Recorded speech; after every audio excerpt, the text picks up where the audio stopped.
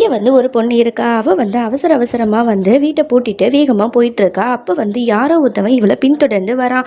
அப்போ அவ அந்த மர்மமான ஆளுக்கு பயந்துக்கிட்டு வேகமா ட்ரெயினை வந்து மிஸ் பண்ணிடுறா. அப்போ யாரோ ஒருத்தவன் வந்து கை கொடுத்து அவளை காப்பாத்திடுறான். அவ ட்ரெயின்குள்ளே போனதுக்கு அப்புறமா பயந்துட்டு உட்காந்துருக்கா. எதுக்கு அப்பெல்லாம் அவனும் வந்து உட்காடுறான்.